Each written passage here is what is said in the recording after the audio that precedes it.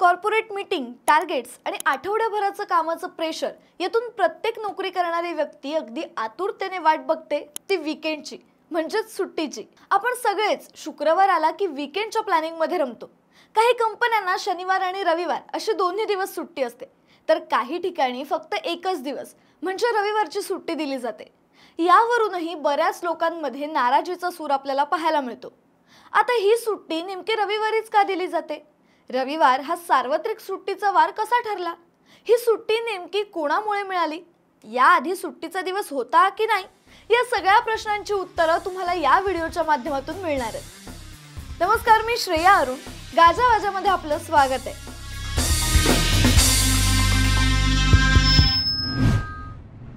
1 मे हा मराठी जनांसाठी महाराष्ट्र दिन आहे, तर हाच दिवस कामगार दिन म्हणूनही साजरा केला जातो। भारतातील सर्व कामगारांना एका मराठी व्यक्तीमुळे रविवारची सुट्टी मिळायला सुरुवात झाली हे तुम्हाला माहिती आहे का? त्याचं झालं असं की ब्रिटिश काळात मिलमध्ये काम करणाऱ्या कामगारांना 7ही दिवस काम करायला लागायचं। आठवड्यात एकही दिवस त्यांना हक्काची सुट्टी मिळत नव्हती। ब्रिटिश अधिकारी रविवारी चर्चमध्ये प्रार्थना करण्यासाठी जायचे, मात्र कामगारांसाठी अशी काहीच सोय नव्हती। कामगारांचे नेते नारायण मेघाजी लोखंडे यांनी 1884 मध्ये मुंबईत बॉम्बे मिल हँड्स असोसिएशनची स्थापना केली। मेघाजी यांनीच इंग्रजांसमोर साप्ताहिक सुट्टीचा प्रस्ताव ठेवला होता। या प्रस्तावात ते म्हणाले की आम्ही स्वतःसाठी आणि आमच्या कुटुंबाचं पोट भरण्यासाठी आठवड्यातून 6 दिवस काम करतो, त्यामुळे आठवड्याच्या शेवटी एक दिवस आम्हाला देशसेवा करण्यासाठी तसंच काही सामाजिक काम पूर्ण करण्यासाठी देण्यात यावा। तसंच रविवार हा खंडोबा या देवाचा वार असल्याने त्या दिवशी साप्ताहिक सुट्टी मिळावी असा प्रस्ताव त्यांनी ब्रिटिशांसमोर ठेवला।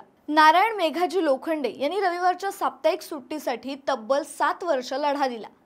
24 एप्रिल 1890 रोजी लोखंडे यांच्या नेतृत्वाखाली हजारो मिल कामगारांनी मोर्चा काढला होता। लोखंडे यांच्या तीव्र संघर्षाची ब्रिटिशांना दखल घ्यावी लागली।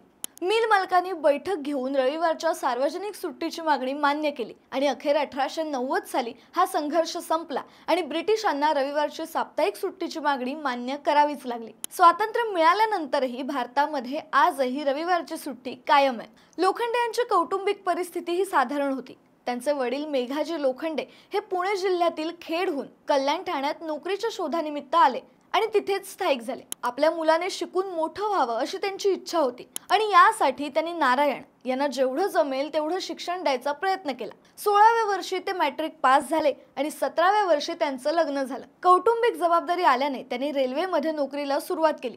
त्यानंतर त्यांनी काही वर्ष पोस्ट ऑफिसमध्ये सुद्धा काम केलं। या काळात आपण कामगारांसाठी काहीतरी करायला पाहिजे ही भावना कायम त्यांच्या मनात होती।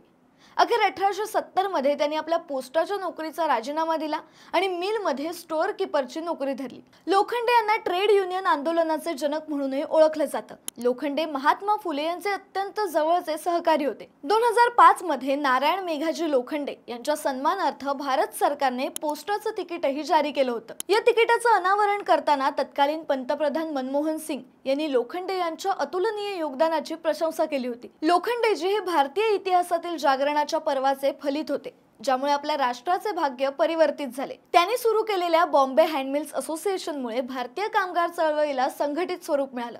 त्यांचं हे योगदान अतुलनीय आहे असे उद्गार काढत मनमोहन सिंग यांनी नारायण मेघाजी लोखंडे यांच्या कार्याचं कौतुक केलं होतं। अशाच रंजक गोष्टी जाणून घेण्यासाठी गाजावाजाला लाईक, शेअर, फॉलो आणि सबस्क्राईब करायला विसरू नका।